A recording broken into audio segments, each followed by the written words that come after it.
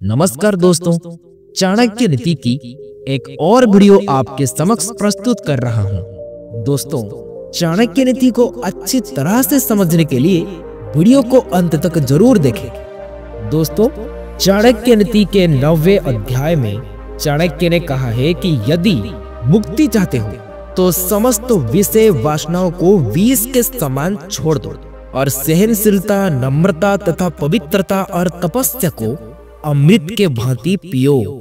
जो नीच लोग यानी कि गुप्त बातों को दूसरों के सामने उजागर कर देते हैं, वे ऐसे ही नष्ट हो जाते हैं जिसे दीमक के घर में रहने वाला सांप। सोने में सुगंध, ईख में फल, चंदन में फूल, विद्वान को धनी और राजा को चिरंजीवी नहीं किया लगता। क्या विधाता को बुद्धि देने वाला कोई नहीं था? सभी औषधियों में गिलोय प्रधान है, सभी सुखों में भोजन श्रेष्ठ है, सभी इंद्रियों में आंख उत्तम है और सारे शरीर में सिर श्रेष्ठ है। ना तो आकाश में कोई दूत जा सकता है और ना ही इस संबंध में किसी से बात चली और ना ही पहले किसी ने इसे कह रखा है, परंतु फिर भी आकाश में भ्रमण करने वाले चंद्र और सूर्य के ग्रहण के बारे में जो द्विज अर्थात पुरोहित पहले से ही जान लेते हैं, वो कैसे विद्वान है। इन सातों को सोते हुए देखें तो तत्काल जगा देना चाहिए। पहला विद्यार्थी, दूसरा नौकर, तीसरा पथिक, चौथा भूख से व्याकुल, पांचवा भय से त्रस्त, छठा भंडारी और सातवां द्वारपाल। परंतु इन सातों को सोते हुए देखें तो नहीं जगाना चाहिए। पहला सांप, दूसरा राजा, तीसरा सिंह, चौथा मधुमक्खी, पांचवा बालक, छठा दूसरों का कुत्ता, सातवां मूर्ख व्यक्ति जो धन को लेकर वेद पढ़ाता है तथा शूद्रों के अन्न को खाया। ऐसे ब्राह्मण विषहीन सर्प के भांति वो क्या कर सकता है जिसके नाराज होने का डर नहीं है और ना ही प्रसन्न होने से कोई लाभ है और जिसमें ना तो दंड देने का सामर्थ्य है और ना ही दया करने की। वो नाराज होकर क्या कर लेगा? विषहीन सर्प को भी अपना फन फैलाकर फुकार करनी चाहिए, क्योंकि अगर विष ना हो तो फुकार करने का आडंबर भय जरूर पैदा करता है। बुद्धिहीन लोग प्रातः काल में जोर की कथा से अर्थात महाभारत से, दोपहर स्त्री प्रसंग अर्थात रामायण से और रात्रि में चोर की कथा से अर्थात श्रीमद् भगवत गीता से अपना समय काट देते हैं। दोस्तों, इस श्लोक का बहुत ही व्यापक अर्थ है। इसका अर्थ है कि अनर्थ करने का प्रयास ना करें। ध्यान रहे, आचार्य चाणक्य ने इसमें किसी ग्रंथ की आलोचना नहीं की है। अपनी हाथों से गुथी हुई माला, अपने हाथों से घिसा हुआ चंदन और अपने हाथ से लिखा गया स्रोत, इन सब को अपनी ही कार्य में लगाने से इंद्र की लक्ष्मी नष्ट हो जाती है।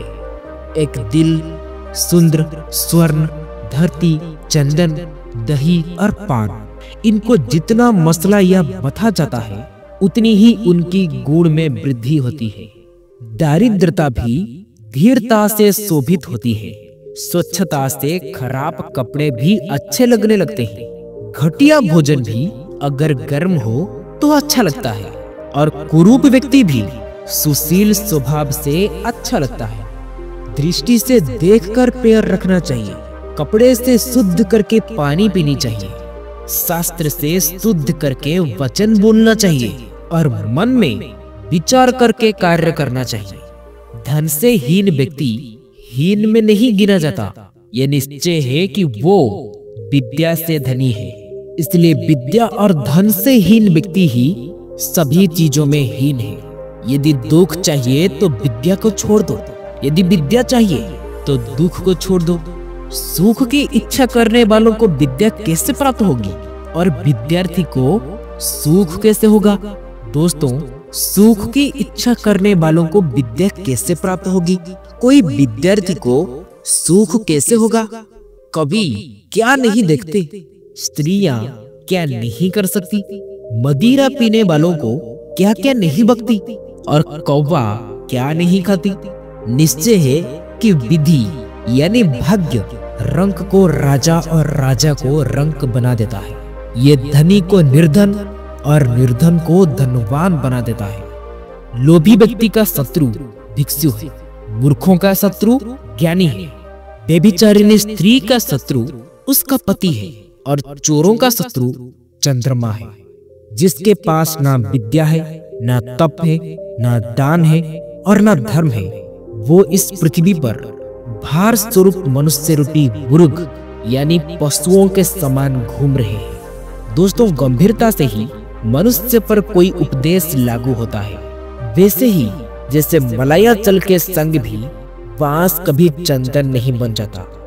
जिनको स्वाभाविक बुद्धि नहीं है उनके लिए शास्त्र क्या कर सकता है, वैसे ही जैसे अंधे के लिए दर्पण क्या कर सकता है, अर्थात शास्त्र भी बुद्धिहीन लोगों को बुद्धि नहीं दे सकता। वैसे ही यदि कोई नेत्रहीन है, नेत्र नहीं दे सकता। दोस्तों, दुर्जन को सज्जन बनाने का इस पृथ्वी पर कोई उपाय नहीं है।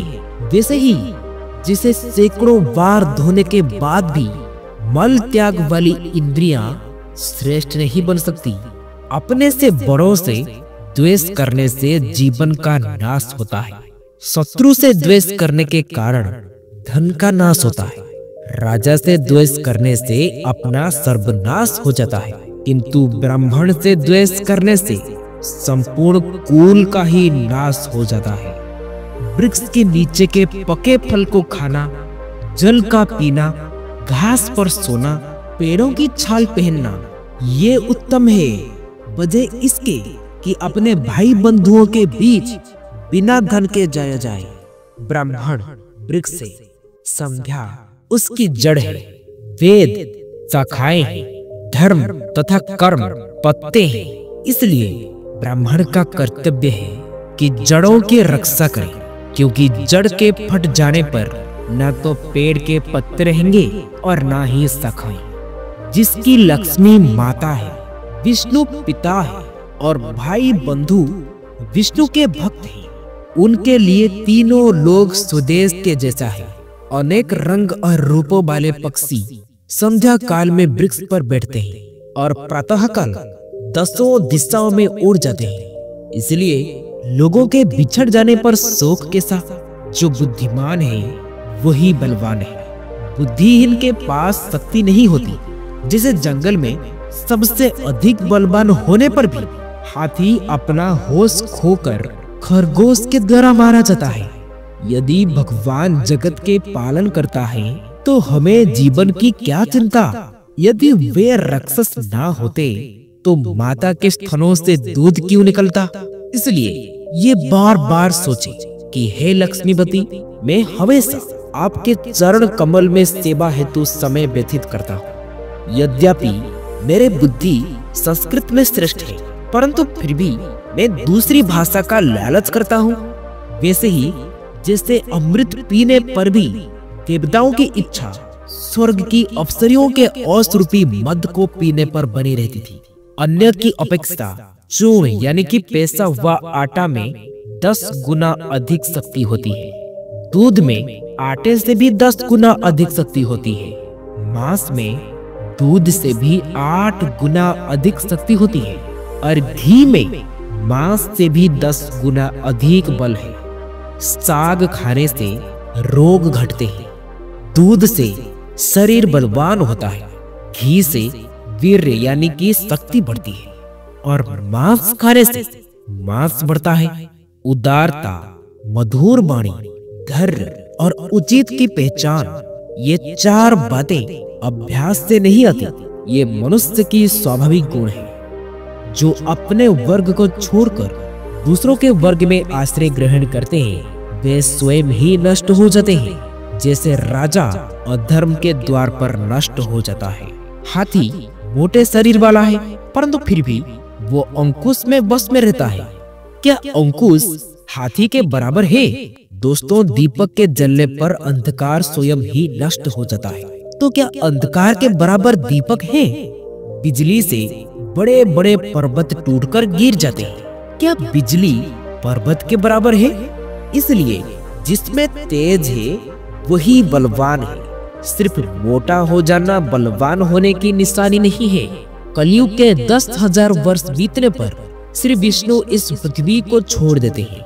इसके आधे पर गंगा जल को छोड़ देते हैं और उसके आधे बीतने पर ग्राम के देवता भी पृथ्वी को छोड़ देते हैं। ग्रह में आसक्त व्यक्ति को विद्या नहीं आती, मांस खाने वालों को दया नहीं आती, धन की लालची को सत्य बोलना नहीं आता और व्यभिचारी स्त्री को पतिव्रता नहीं आती। दर्जनों पर सदुपदेशों का भी कोई असर नहीं होता। इसी प्रकार जैसे नीम के वृक्ष की जड़ को दूध और घी के सिंचन के उपरांत भी वो अपनी कड़वाहट छोड़कर मुर्दिल नहीं हो जाता। जिस मनुष्य में पाप और कुटिलता भरी हो वो मनुष्य सैकड़ों बार भी स्नान कर ले तो भी पवित्र नहीं हो सकता। ठीक वैसे ही जैसे मदिरा के पात्र को कितना भी जलाया जाए तो भी वो पवित्र नहीं हो जाता। जो जिसके गुण के बारे में नहीं जानता वो तो निरंतर उसकी निंदा करता रहता है। वैसे ही जैसे कोल भील की पत्नी मोती को छोड़कर मंजी की माला धारण करती है। जो मनुष्य बिना बात किए भोजन करता है वो हजारों युगों तक स्वर्ग लोक में पूजा जाता है। काम, क्रोध, लोभ, मीठा भोजन, श्रृंगार, खेल और सेवा, इन 8 चीजों को विद्यार्थियों को त्याग देना चाहिए। बिना जाते हुए भूमि के फल और मूल खाकर सदा वनवास करने वाला ब्राह्मण ही ऋषि कहलाता है। जो एक बार के भोजन से संतुष्ट हो जाए, पढ़ना पढ़ाना, यज्ञ करना कराना, इन कामों में लगा रहे और अपनी स्त्री से शत्रु काल के बाद से संग करे, वही ब्राह्मण द्वेज कहलाने का सच्ची अधिकारी है। वास्तव में द्वेज वो है जो 2 बार जन्म लेता है। एक तो माँ के गर्भ में जन्म लेता है और दूसरा जन्म अपनयन संस्कार के बाद होता है। जो ब्राह्मण बस दुनियादारी में लगा रहता है, पशुओं का पालन करता है और व्यापार तथा खेती करता है, वो वैश्य कहलाता है। तेल, नील, फूल, शहद, घी, मदिरा, शराब और मांस आदि का व्यापार करने वाला ब्राह्मण भी शूद्र कहलाता है।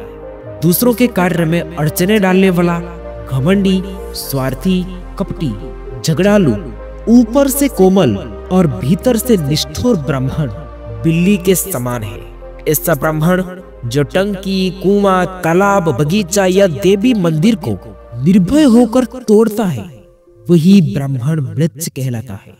देवता या मंदिर का धन, अपने गुरु का धन, दूसरों की स्त्री के साथ प्रसंग करने वाला और सभी प्राणियों में निर्वाह करने अर्थात सबका अन्न खाने वाला ब्राह्मण चंडाल कहलाता है। भाग्यशाली और पुण्यात्मा लोगों को भोजन और धन आदि को संग्रह ना करके उसका भरसक दान करना चाहिए। दान देने से कर्ण, बलि और विक्रमादित्य जैसे राजाओं की कीर्ति आज तक बनी हुई है। और वही मधुमक्खियां जो शहद का संग्रह करती है, जब अपना शहद नष्ट हुआ दिखती है तो बस पैरों को रगड़ती रह जाती है। तो दोस्तों, उम्मीद करते हैं आपको ये वीडियो पसंद आई होगी और आपको इस वीडियो से काफी कुछ सीखने को मिला होगा। आप अपना कीमती समय देने के लिए आप सबको बहुत बहुत धन्यवाद। ये वीडियो आप लोगों को अच्छी लगी हो तो वीडियो को शेयर, सब्सक्राइब, लाइक जरूर करें। फिर मिलेंगे कुछ नई सीख के साथ और एक नई वीडियो में। तब तक के लिए आप अपना ख्याल रखें। ओम नारायणाय नमः।